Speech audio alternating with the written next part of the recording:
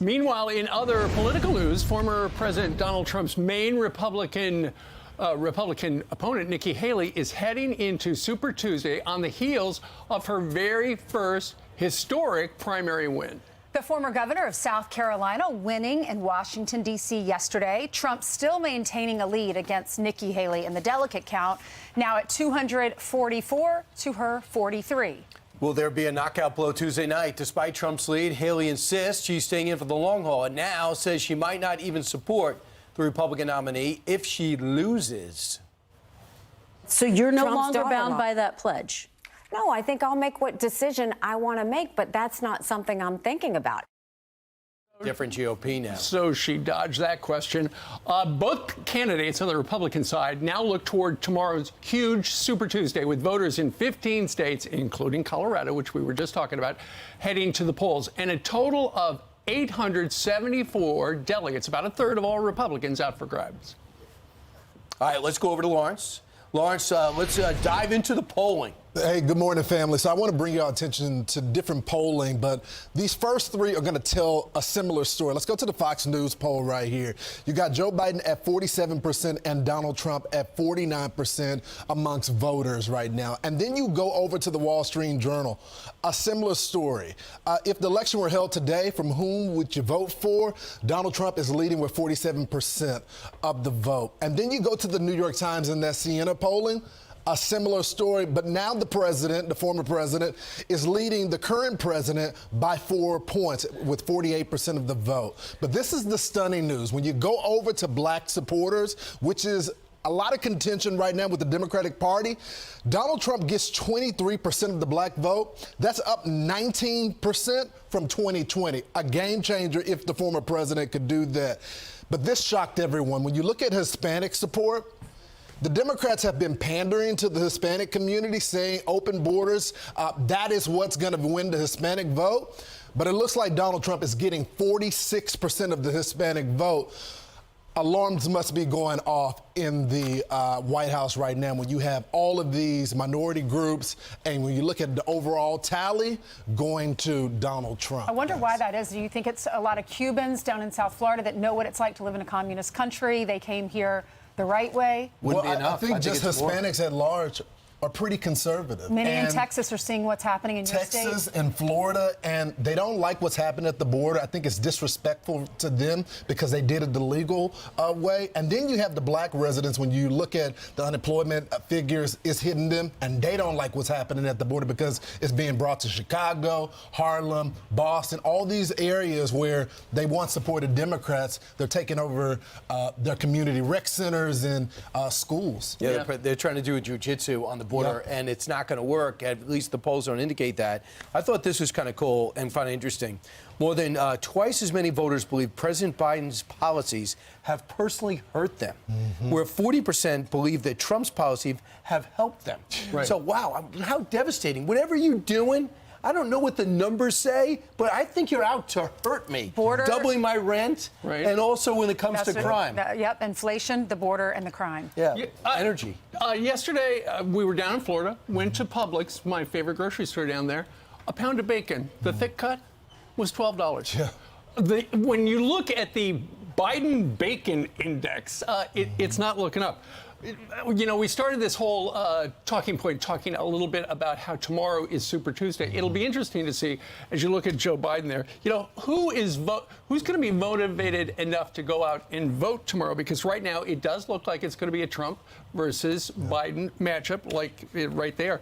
But we started this by mentioning the fact that Nikki Haley won the D.C. primary yesterday, and her campaign put out a statement. I didn't realize that. But yesterday, Nikki Haley became the first woman to win a Republican primary in U.S. history. And it sounds as if the campaign is thinking that tomorrow, during Super Tuesday, they have a real good chance in Virginia, because the suburbs around Northern Virginia, around Washington, D.C., are very Haley-friendly. I'll be interested to see what the number one issue, as y'all know, has been the border. And I mean, I don't think anybody was surprised by this. You got Raul Ortiz, the former head of the Border Patrol, says that he hasn't talked to the president at all about the border. He's now retired, but this is what he had to say. conversation with the president or the vice president for that matter. And so I was the chief of the Border Patrol. I commanded 21,000 people. That's a problem. So he worked under the Biden administration and is over that many people and never heard from the president Right. It's incredible. or the vice president, who is the border czar. Well, So, you yeah, get- look at these numbers right now. In terms of why 60 Minutes did the story, this is it. They didn't bring up this stat. I don't know why. We're supposed to get 8.1 million illegal aliens over here this year. In 2020, when Biden took over and had the 91 executive orders, many of which opened up the border, and his comments as a candidate saying, if you come to this country, we should be able to absorb you. Why not just surge the border? Started at 3.3 million. Look at where it is right now. And I'm watching the 60 Minutes piece and I'm saying, wait a second, this is like remedial border control. You're just talking about Hispanics. You want to make it between Texas and the federal government? Yep. This is the word that 60 Minutes used to use.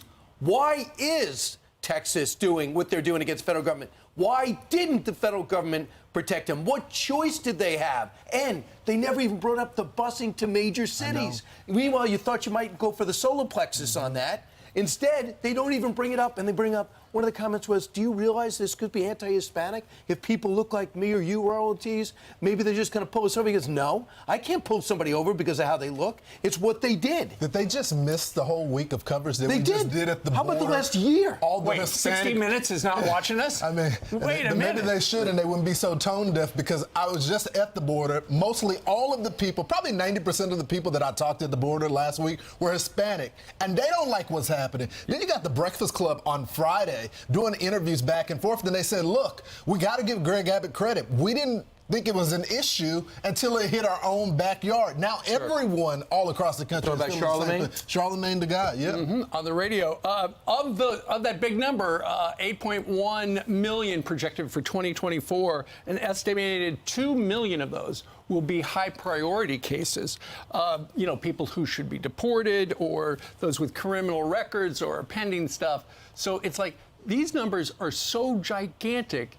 This is why, it was a couple of weeks ago, the number one issue on the Democrat side was, keeping democracy alive. Now, the Democrats have caught up with the Republicans, and the number one issue, given the fact that, we're talking about it, everybody's talking about it, Charlemagne's talking about it, it's the border and it's migration. What's crazy is when you look at those numbers to see they've more than doubled since Biden has taken office. It was more than 3 million in 2020, if we put those numbers up again. In 2019. And can we see those numbers 2020. again? 2020. It was 2020. See, 3.3 million. Right. And then it continues to go up. Look at this past year, 6.2 million, and then 8.1 million. It's crazy. That's 5 million more. Do you have a And country or not? and the Democrats going to say, no, we're going to put this on Republicans for walking away with a bipartisan bill. That just doesn't work. I don't think so. If you look at the Wall Street Journal, the president's, former president's up by 2, Fox News up by 2, Siena poll has Trump up by 4, and the CBS News That's the YouGov crazy has one. Trump Look up at by that. 4. CBS has Trump at 52 and Biden at 48%.